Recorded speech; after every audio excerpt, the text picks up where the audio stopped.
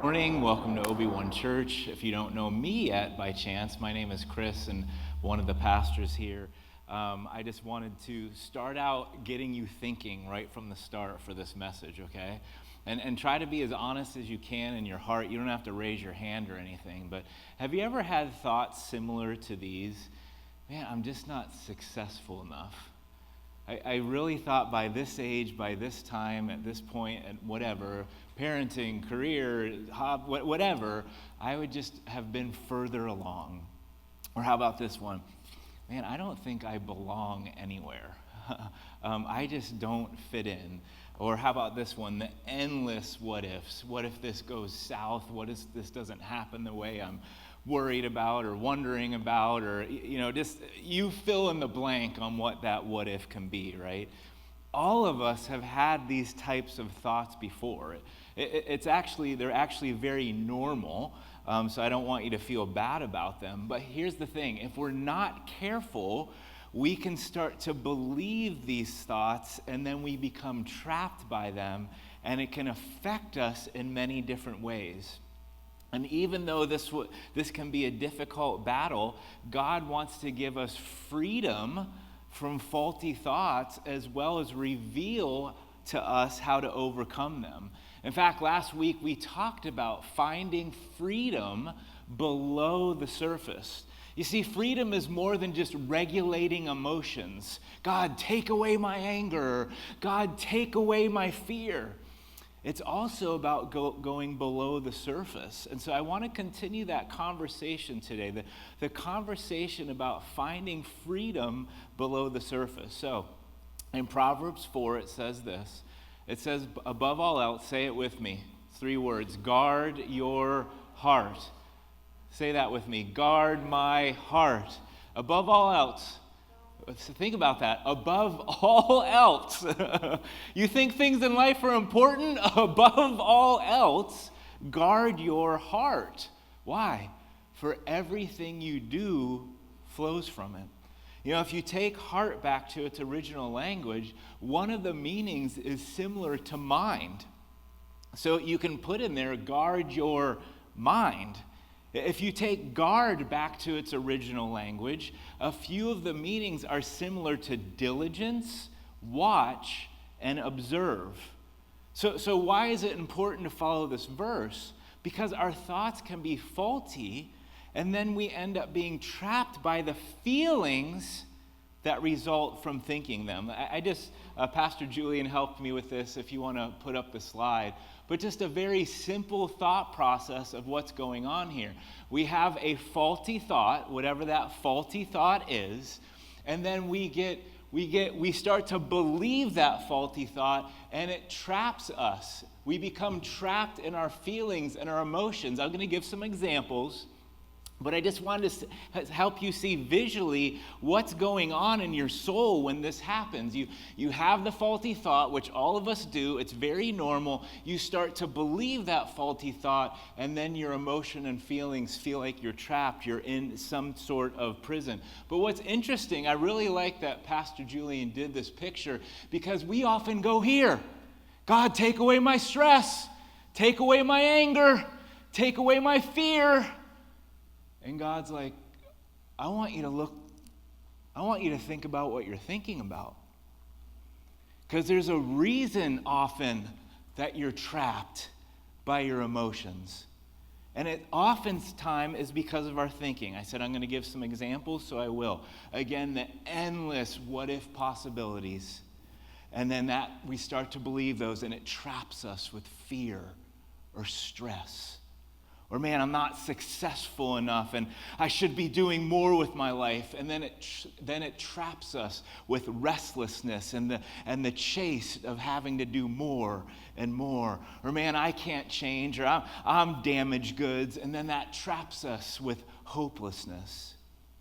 Or, man, I'm a burden to others, or I don't fit in. And then we're trapped by loneliness. Or how about this one? I have to please everyone, and I need others' approval to be happy. And then we feel a heavy burden of perfection. Like I have to be perfect. or I don't have what it takes, or listen to this one, I always mess up. I'm feeling shame and insecurity. Do you see how faulty thoughts can really trap our heart and our soul? In fact, I was talking to a friend this week, and they were just sharing with me that there was this guy that he knew, and all of his friends saw the potential in him, but faulty thinking, did not feel that he was capable. And because of that he wouldn't try for more.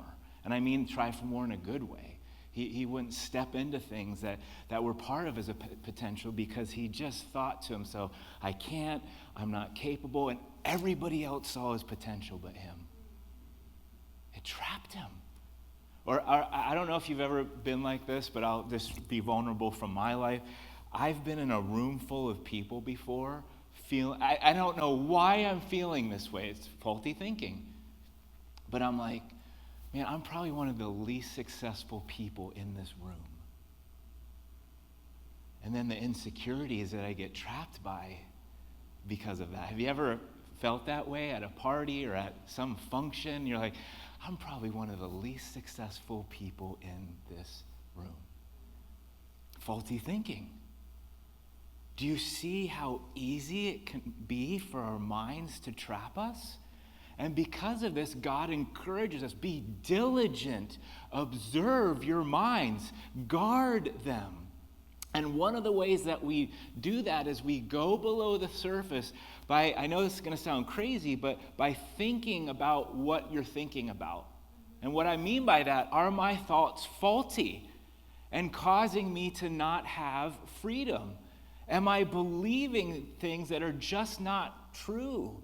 Because again, freedom's not just about regulating an emotion. God, take away my stress. It's about finding the faulty thoughts that cause the feelings that make us feel trapped. This is why the Bible encourages us to do this. See, we often chase after the emotion. God's wanting to renew our thoughts. Look what it says in fact, look what it says in 2 Corinthians 10. We demolish arguments and every pretension that sets itself up against the knowledge of God. What does it say? Does it say we take captive every emotion? No, it says we take captive every thought to make it obedient to Christ. So you see the importance of thinking about what you're thinking about? Oh my gosh, now that I am thinking about it, that's a faulty thought.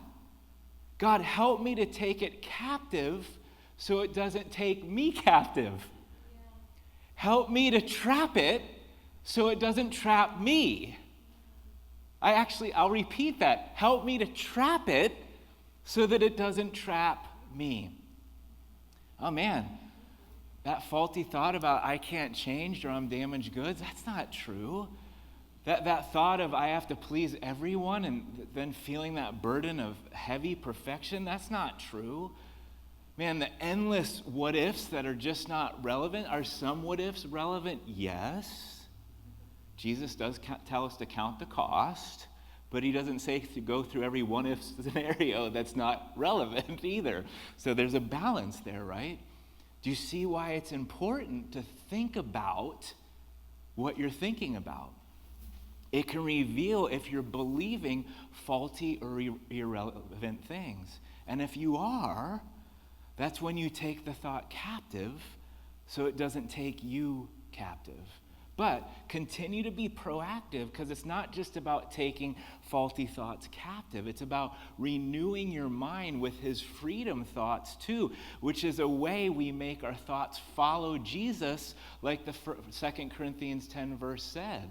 That's how we do that. In fact, here's another verse. It says this in Philippians 4.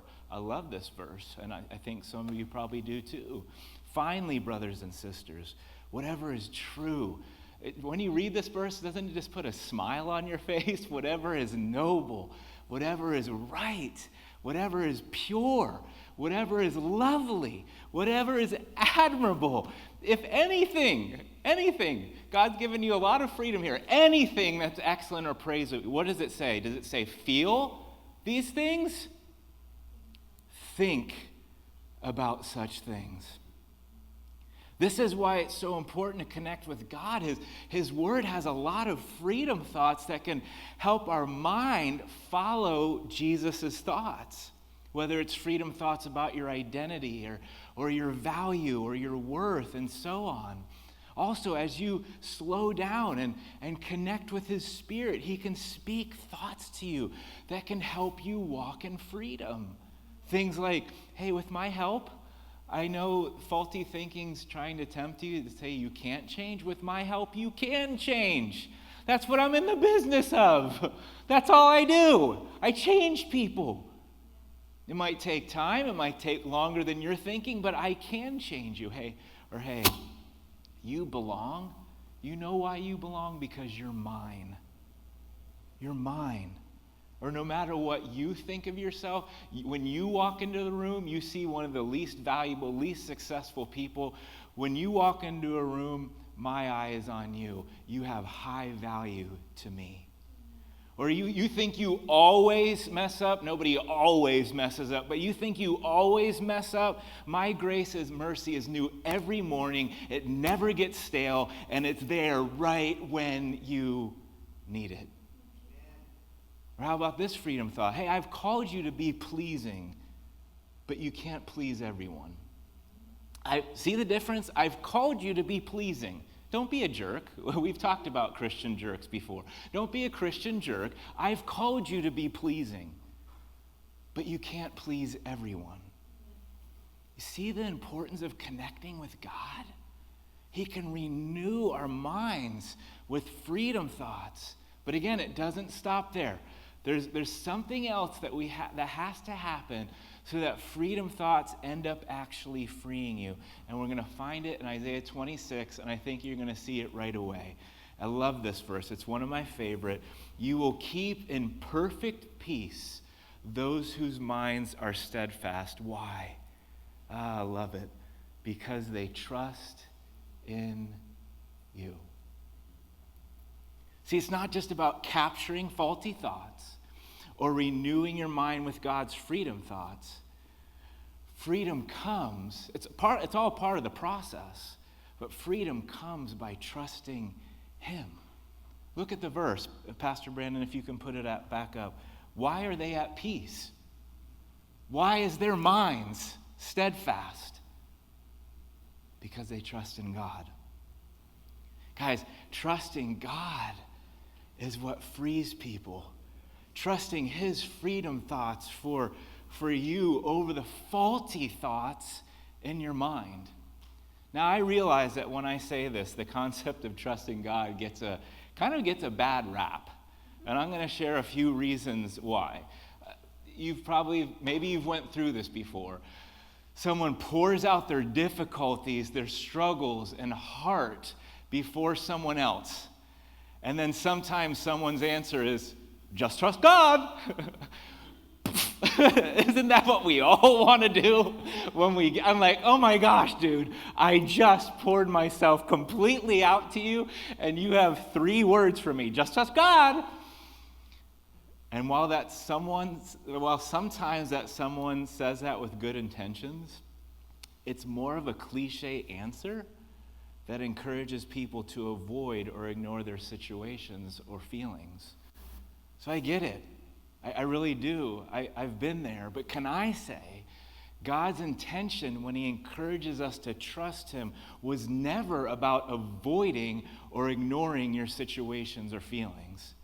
It's actually about going below the surface and facing your traps and asking questions like, why do I feel this way? Or thinking about what you're thinking about so that you can find the faulty or irrelevant thinking. And then once you find the faulty thinking, you take time to connect with him so he can pass on his freedom thoughts to you. And then you decide to trust his freedom thoughts so you can actually walk in freedom. Do you see the difference between that pathway and just trust God? So different. One avoids, the other faces it head on and trusts God at a deeper place. And while trusting God is key to being free within, and while trusting God is what can bring healing to our souls, there's other reasons why trusting God can get a bad rep. And the cause can actually stem from more faulty thinking. I'm just going to give a few here. How about this one? I'm trusting God to change or put me in a better situation. And there's nothing wrong with that one.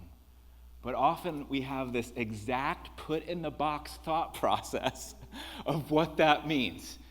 We say it in general, but it's like, God, you have to do this, and you have to do it this way, and you have to do it in this time. And then he either waits or doesn't. And this typically has to do with outcomes or timing. Guys, can I share with you, I often there have been many prayers that God has answered in my life. And guess what? Oftentimes, I've had to wait for them. And it didn't happen in the timing I wanted. Dang it. It just didn't. I actually, here's an outcome one. I remember it was not with a bad heart. I grew up in a certain church that just did a lot of great things for Christ, and so that's the certain type of church I wanted to be a pastor of. And for years, I wasted so much time in this trap of not feeling successful enough because I wasn't leading a certain type of church. And then one day, God gave me the gift of answering my prayer. And I was in the certain type of church that I always wanted to be in. After years, I'm like, finally. And guess what? I hated it. Hated it. Maybe God knew you really don't want this certain type of church. It's great. It's amazing. It's awesome. It just didn't fit me. God knew that. That's why he said no. Not because he was trying to trap me. But I kept wondering, like, God, my church is doing this, my church is doing that. Why aren't we becoming this certain type of church? Times where I'm going to God angry, like, why haven't you done it yet? And then he gave me this beautiful gift of answering my prayer to show me that this is why I haven't done it. It doesn't fit you. It's not who you are. These are great churches, but it doesn't fit you and what I've called you to do. See, sometimes God does change or put you in a different situation, but it can take time. So in trust, it's about trusting his timing. Or sometimes his answer is no. And the trust comes through realizing that he has a different plan for you because he knows you more than you know yourself. Or here's a couple other examples of faulty thinking when it comes to trust. Man, I'm going to trust God to get me out of debt. I'm going to trust God to get me out of debt. But then we keep overspending.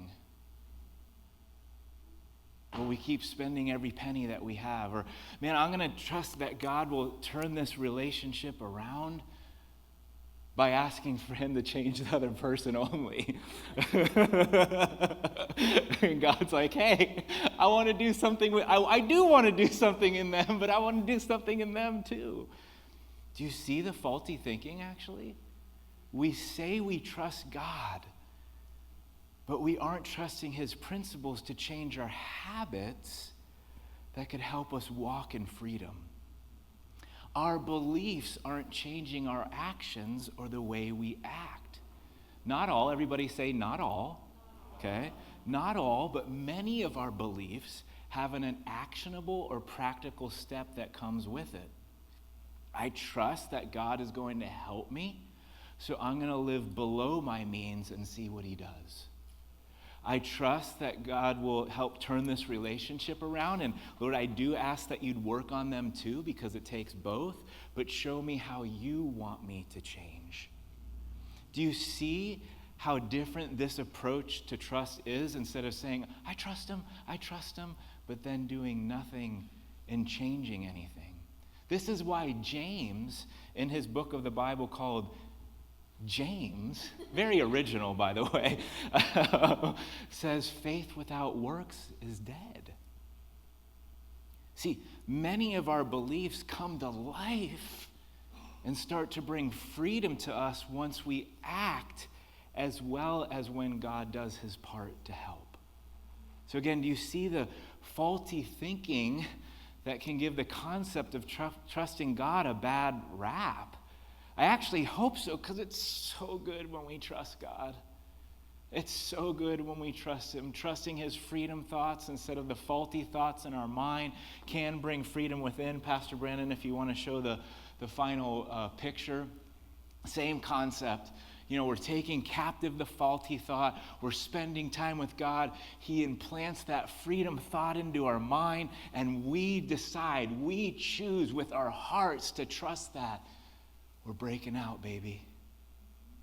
We're breaking out of the cage. We're breaking out of the prison. Now, I will say, Pastor Brandon, keep that up for a moment.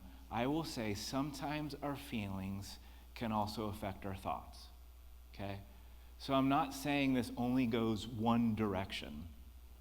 But when we look at what these verses teach us, oftentimes when we're like, well, I just feel a certain way, I can't help it. Sometimes that's true, I will repeat that, but God's showing us that we're not helpless, that we're not a victim, that we do have a choice. Because sometimes our traps emotionally in our soul, it's because of the faulty thoughts that are affecting them. So God's showing us that we can have control over what we're feeling by deciding what to think. Trace your frequent thought patterns and how they make you feel. If your thoughts trap you, and guys, they do with all of us, there's good news. Trusting God, choosing to meditate on his love and goodness can change your thinking, which can produce freedom in your feelings. By leading your own thoughts and choose, God, I'm going to trust in your love. I'm going to hang out with you. You can open the door to his freedom from the feelings that trap you, like insecurity, hopelessness, discouragement, anger, fear, whatever is trapping you. So before I close this off in prayer, I just want to go a little deeper with you. You can hopefully do this at home when you're hanging out with God. Maybe do this afternoon or this evening. They're in your notes as well, but they're also on the screen. You can take a picture if you don't have notes. But in your time this week, literally go below the surface and think about a feeling you're typically trapped by. Like, man, I really am trapped by fear, I'm trapped by stress, or I'm stressed by anger, I'm trapped by discouragement. And by the way, I want to say something so it doesn't get misunderstood. There's nothing wrong with being discouraged. There's a difference between and a lot of these emotions that we have, there's a difference between being discouraged and being trapped by it, to the point where you feel like you can't move on, to the point to where there's going to be times where we're like, I don't know if I can do this. And that can actually be a good thing if we take it before God and say, God, will you help me? But not to the point where we feel so incapable, kind of like the friend I was talking about. Like, he had so much potential, and he just lived down to what his thinking was. We just don't want to be trapped. Do you see the difference? We don't want to be trapped by them, okay? Number two, once you find a faulty thought, and again, we all have them at times, guys, what's a freedom thought from his word that counterattacks the faulty thought? Guys, there's loads of scripture about value and worth and fear and, just you name it, discouragement, all of that. Or ask his Spirit to share a freedom thought with you.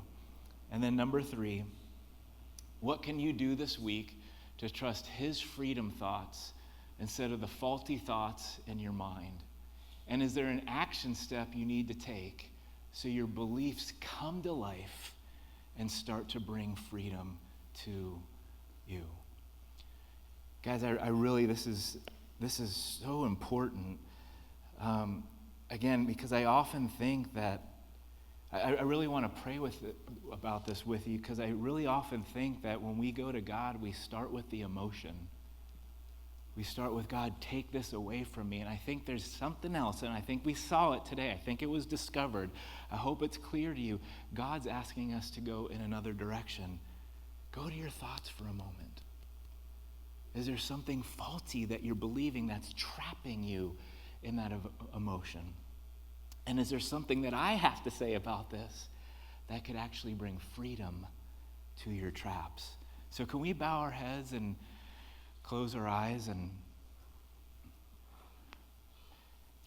maybe just for a moment, we don't have a lot of time here. I need to close off the service, but just for a moment,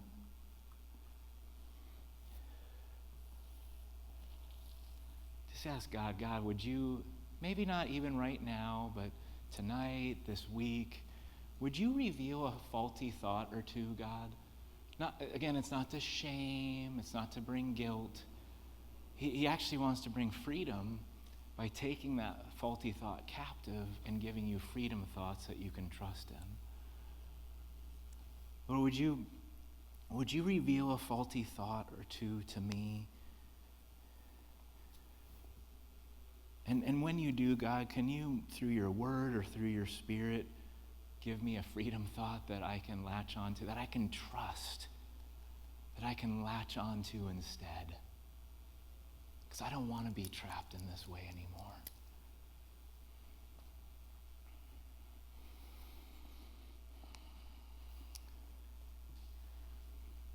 Lord, I just want to pray a blessing over my friends and family today. Lord, we all get trapped at times, and there's nothing to be ashamed of. But would you show each of us, God? I know you've done it with me, and I'm sure that you'll continue. I used to have the same type of prayers, and I still do at times. Like, God, take this emotion away. And you're wanting us to go a little bit deeper. And it's like, Chris, why? Why are you even having that emotion in the first place? What's a faulty thought that's producing that prison within your soul? Do you feel that I've left you? Do you feel that I'm angry at you? Do you feel not successful enough?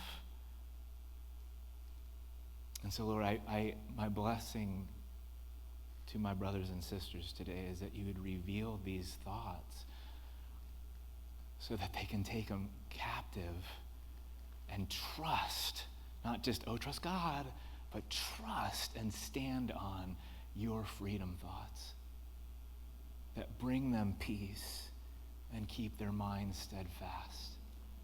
We love you, God. We thank you that you're a God of blessing.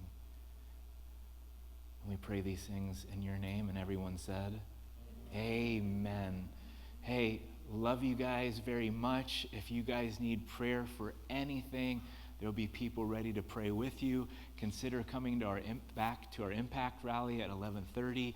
But hey, have an awesome week, and we'll see you next Sunday. Love you guys.